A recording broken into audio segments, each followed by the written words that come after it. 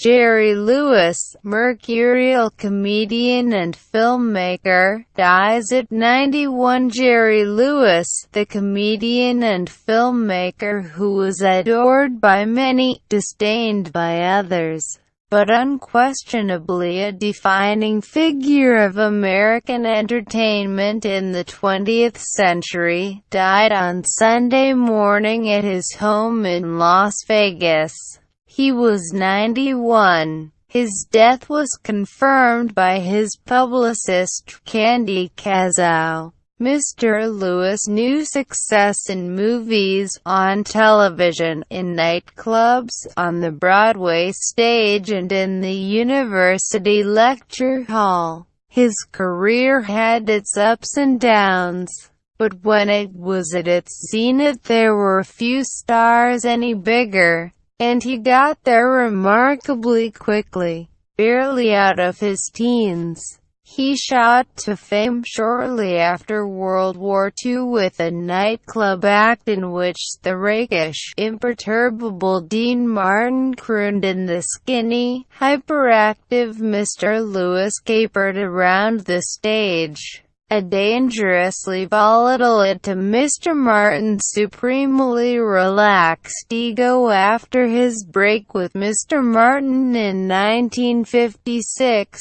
Mr. Lewis went on to a successful solo career, eventually writing, producing and directing many of his own films. As a spokesman for the Muscular Dystrophy Association, Mr. Lewis raised vast sums for charity. As a filmmaker of great personal force and technical skill, he made many contributions to the industry, including the invention in 1960 of a device, the Video Assist, which allowed directors to review their work immediately on the set, still in common use. A mercurial personality who could flip from naked neediness to towering rage, Mr. Lewis seemed to contain multitudes, and he explored all of them. His ultimate object of contemplation was his own contradictory self, and he turned his obsession with fragmentation, discontinuity and the limits of language into a spectacle that enchanted children, disturbed adults and fascinated postmodernist critics. Jerry Lewis was born on March 16, 1926, in Newark. Most sources, including his 1982 autobiography, Jerry Lewis, in person, give his birth name as Joseph Levitch. But Shawn Levy, author of the exhaustive 1996 biography, King of Comedy, The Life and Art of Jerry Lewis, unearthed a birth record that gave his first name as Jerome. His parents, Danny and Ray Levitch, were entertainers, his father a song and dance man, his mother a pianist, who used the name Lewis when they appeared in small-time vaudeville and at Catskills resort hotels. The Levitches were frequently on the road and often left Joey, as he was called, in the care of Ray's mother and her sisters. The experience of being passed from home to home left Mr. Lewis with an enduring sense of insecurity and, as he observed, a desperate need for attention and affection. An often bored student at Union Avenue School in Irvington, NJ, he began organizing amateur shows with and for his classmates, while yearning to join his parents on tour. During the winter of 1938-39, his father landed an extended engagement at the Hotel Arthur in Lakewood, NJ, and Joey was allowed to go along. Working with the daughter of the hotel's owners, he created a comedy act in which they lip-synced to popular recordings. By his 16th birthday, Joey had dropped out of Irvington High and was aggressively looking for work, having adopted the professional name Jerry Lewis to avoid confusion with the nightclub comic Joey Lewis. He performed his "Wreck" in 1944. A 4F classification kept him out of the war. He was performing at the Downtown Theater in Detroit when he met Patty Palmer, a 23-year-old singer. 3 months later they were married, and on July 31, 1945, while Patty was living with Jerry's parents in Newark and he was performing at a Baltimore nightclub, she gave birth to the first of the couple's 6 sons, Gary, who in the 1960s had a series of hit records with his band Gary Lewis and the Playboys.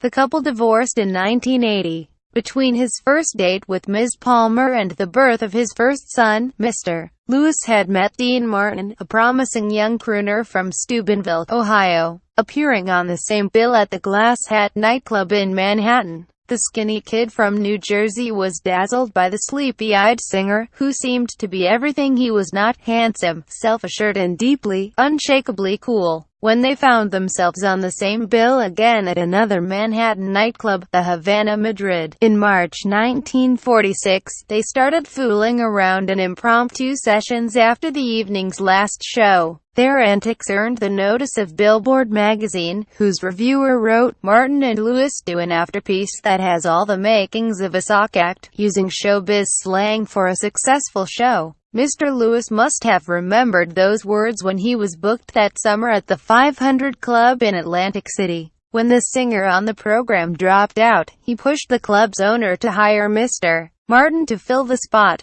Mr. Lewis and Mr. Martin cobbled together a routine based on their after-hours hijinks at the Havana Madrid, with Mr. Lewis as a bumbling busboy who kept breaking in on Mr. Martin, dropping trays, hurling food, cavorting like a monkey, without ever ruffling the singer's sang-froid. The act was a success. Before the week's end, they were drawing crowds and winning mentions from Broadway columnists. That September, they returned to the Havana Madrid in triumph. Bookings at bigger and better clubs in New York and Chicago followed, and by the summer of 1948 they had reached the pinnacle, headlining at the Copacabana on the Upper East Side of Manhattan while playing one show a night at the 6,000-seat Roxy Theater in Times Square. The phenomenal rise of Martin and Lewis was like nothing show business had seen before. Partly this was because of the rise of mass media after the war, when newspapers, radio and the emerging medium of television came together to create a new kind of instant celebrity. And partly it was because 4 years of war and its difficult aftermath were finally lifting, allowing America to indulge a long-suppressed taste for silliness. But primarily it was the unusual chemical reaction that occurred when Martin and Lewis were side by side. Mr. Lewis' shorthand definition for their relationship was sex and slapstick. But much more was going on, a dialectic between adult and infant, assurance and anxiety, bitter experience and wide-eyed innocence that generated a powerful image of post-war America, a gangly young country suddenly dominant on the world stage. Among the audience members at the Copacabana was the producer Hal Wallace, who had a distribution deal through Paramount Pictures. Other studios were interested, more so after Martin and Lewis began appearing on live television, but it was Mr. Wallace who signed them to a 5-year contract. He started them off slowly, slipping them into a low-budget project already in the pipeline, based on a popular radio show. My Friend Irma, 1949, starred Marie Wilson as a ditzy blonde and Diana Lynn as her level-headed roommate, with Martin and Lewis providing comic support. The film did well enough to generate a sequel, My Friend Irma Goes West, 1950, but it was not until At War with the Army, 1951, an independent production filmed outside Mr. Wallace's control, that the team took center stage. At War with the Army codified the relationship that ran through all 13 subsequent Martin and Lewis films, positing the pair's unlikely pals whose friendship might be tested by trouble with money or women, usually generated by Mr. Martin's character, but who were there for each other in the end. The films were phenomenally successful, and their budgets quickly grew. Some were remakes of Paramount properties. Bob Hope's 1940 hit The Ghost Breakers, for example, became Scared Stiff, 1953, while other projects were more adventurous. That's My Boy, 1951, The Stooge (1953) and The Caddy (1953) approached psychological drama with their forbidding father figures and suggestions of sibling rivalry. Mr. Lewis had a hand in the writing of each. Artists and Models (1955) and Hollywood or Bust (1956) were broadly satirical looks at American popular culture under the authorial hand of the director, Frank Tashlin, who brought a bold graphic style and a flair for wild sight gags to his work. For Mr. Tashlin, Mr. Lewis became a live-action extension of the anarchic characters, like Bugs Bunny and Daffy Duck, he had worked with as a director of Warner Brothers cartoons. Mr. Tashlin also functioned as a mentor to Mr. Lewis, who was fascinated with the technical side of filmmaking. Mr. Lewis made 16mm sound home movies and by 1949 was enlisting celebrity friends for short comedies with titles like How to Smuggle a Hernia Across the Border. These were amateur efforts, but Mr. Lewis was soon confident enough to advise veteran directors like George Marshall, Money from Home, and Norman Taurog, livening it up on questions of staging. With Mr. Tashlin, he found a director both sympathetic to his style of comedy and technically adept. But as his artistic aspirations grew and his control over the films in which he appeared increased, Mr. Lewis' relationship with Mr. Martin became strained. As wildly popular as the team remained, Mr. Martin had come to resent Mr. Lewis' dominant role in shaping their work and spoke of reviving his solo career as a singer. Mr. Lewis felt betrayed by the man he still worshipped as a role model, and by the time filming began on Hollywood or Bust, they were barely speaking. After a farewell performance at the Copacabana on July 25, 1956, 10 years to the day after they had first appeared together in Atlantic City, Mr. Martin and Mr. Lewis went their separate ways. For Mr. Lewis, an unexpected success mitigated the trauma of the breakup. His recording of Rockabye Your Baby with a Dixie melody, belted in a style that suggested Al Jolson, became a top 10 hit. And the album on which it appeared, Jerry Lewis Just Sings, climbed to number 3 on the Billboard chart, outselling anything his former partner had released. Reassured that his public still loved him, Mr. Lewis returned to filmmaking with the low-budget, semi-dramatic The Delicate Delinquent, and then shifted into overdrive for a series of personal appearances, beginning at the Sands in Las Vegas, and culminating with a 4-week engagement at the Palace in New York. He signed a contract with NBC for a series of specials and renewed his relationship with the Muscular Dystrophy Association, a charity that he and Mr. Martin had long supported, by hosting a 19-hour telethon. Mr. Lewis made 3 uninspired films to complete his obligation to Hal Wallis.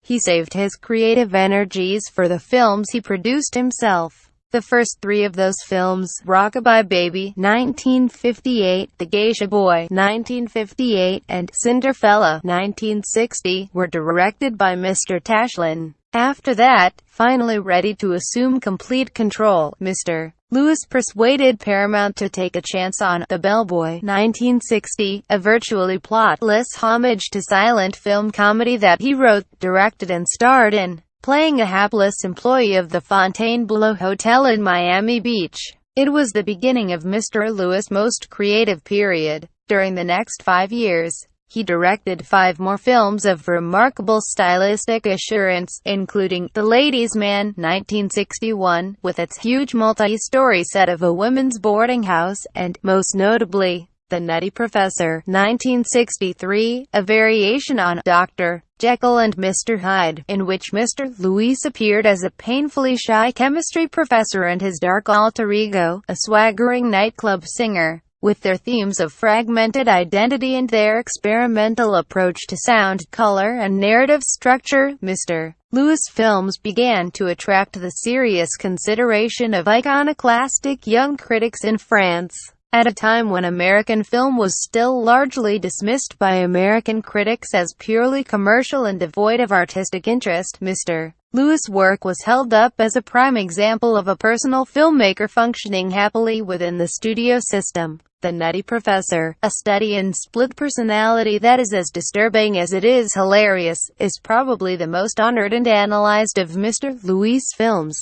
It was also his personal favorite. For some critics, the opposition between the helpless, infantile Professor Julius Kelp and the coldly manipulative lounge singer Buddy Love represented a spiteful revision of the old Martin and Lewis dynamic. But Buddy seems more pertinently a projection of Mr. Lewis' darkest fears about himself, a version of the distant, unloving father whom Mr. Lewis had never managed to please as a child, and whom he both despised and desperately wanted to be. The Nutty Professor transcends mere pathology by placing that division within the cultural context of the Kennedy-Hefner-Sinatra era. Buddy Love was what the mid-century American male dreamed of becoming. Julius Kelp was what, deep inside, he suspected he actually was. The Nutty Professor was a hit, but the studio era was coming to an end. Mr. Lewis' audience was growing old, and by the time he and Paramount parted ways in 1965, his career was in crisis. He tried casting himself in more mature, sophisticated roles, for example, as a prosperous commercial artist in Three on a Couch, which he directed for Columbia in 1966. But the public was unconvinced. He seemed more himself in the multi-role chase comedy, The Big Mouth 1967, and the World War II farce, Which Way to the Front 1970. But his blend of physical comedy and pathos was quickly going out of style in a Hollywood defined by the countercultural irony of The Graduate and MASH. After The Day the Clown Cried, his audacious attempt to direct a comedy drama set in a Nazi concentration camp collapsed in litigation in 1972. Mr. Lewis was absent from films for 8 years. In that dark period, he struggled with an addiction to the painkiller Percodan. Hardly Working, an independent production that Mr. Lewis directed in Florida, was released in Europe in 1980 and in the United States in 1981. It referred to Mr. Lewis' marginalized position by casting him as an unemployed circus clown who finds fulfillment in a mundane job with the post office.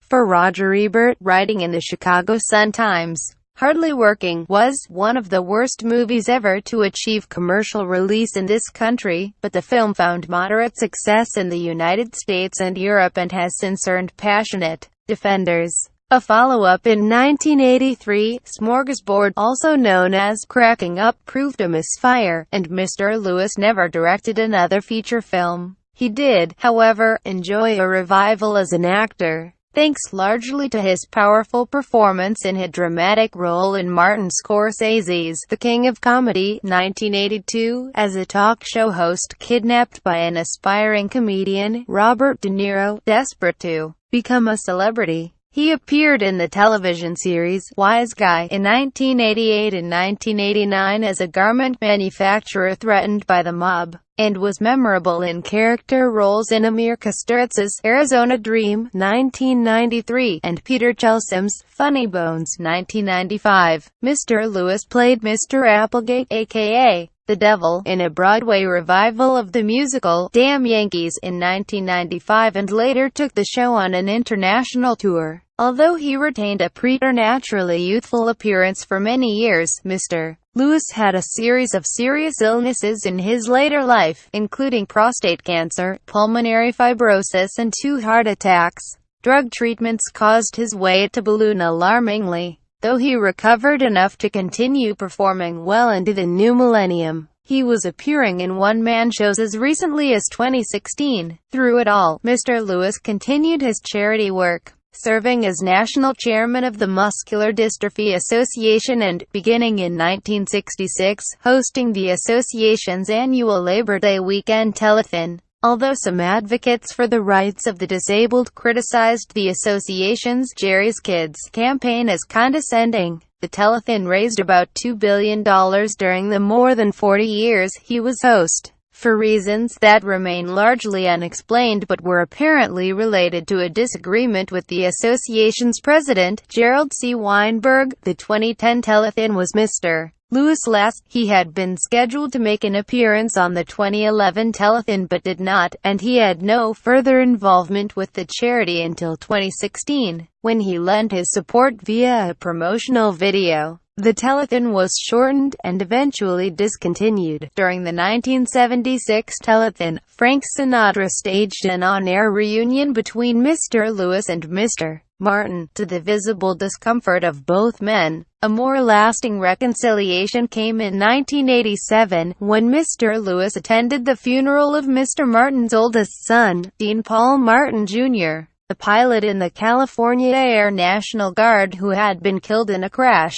They continued to speak occasionally until Mr. Martin died in 1995. In 2005, Mr. Lewis collaborated with James Kaplan on Dean and Me, A Love Story, a fond memoir of his years with Mr. Martin in which he placed most of the blame for their breakup on himself. Among Mr. Lewis' other books was The Total Filmmaker, a compendium of his lectures at the Film School of the University of Southern California, where he taught, beginning in 1967. In 1983, Mr. Lewis married Sandy Pitnick, and in 1992 their daughter, Danielle Sarah, was born. Besides his wife and daughter, survivors include his sons Christopher, Scott, Gary and Anthony, and several grandchildren. Although the Academy of Motion Picture Arts and Sciences never honored Mr. Lewis for his film work, he received the Jean Hersholt Humanitarian Award for his charitable activity in 2009. His many other honors included 2 stars on the Hollywood Walk of Fame, one for his movie work, the other for television, and an induction into the Légion d'honneur, awarded by the French government in 2006. In 2015, the Library of Congress announced that it had acquired Mr. Lewis' personal archives. In a statement, he said, "Knowing that the Library of Congress was interested in acquiring my life's work was one of the biggest thrills of my life." Mr. Lewis was officially recognized as a towering figure in cinema at the 2013 Cannes Film Festival. The festival's tribute to him included the screening of a preliminary cut of Max Rose, Mr. Lewis' first movie in almost 20 years, in which he starred as a recently widowed jazz pianist in search of answers about his past. The film did not have its United States premiere until 2016, when it was shown as part of a Lewis tribute at the Museum of Modern Art. Also in 2016, he appeared briefly as the father of Nicolas Cage's character in the crime drama The Trust. In 2012, Mr. Lewis directed a stage musical in Nashville based on The Nutty Professor. The show, with a score by Marvin Hamlisch and book and lyrics by Rupert Holmes, never made it to Broadway. But Mr. Lewis relished the challenge of directing for the stage, a first for him. "There's something about the risk, the courage that it takes to face the risk," he told the New York Times. "I'm not going to get greatness unless I have to go at it with fear and uncertainty."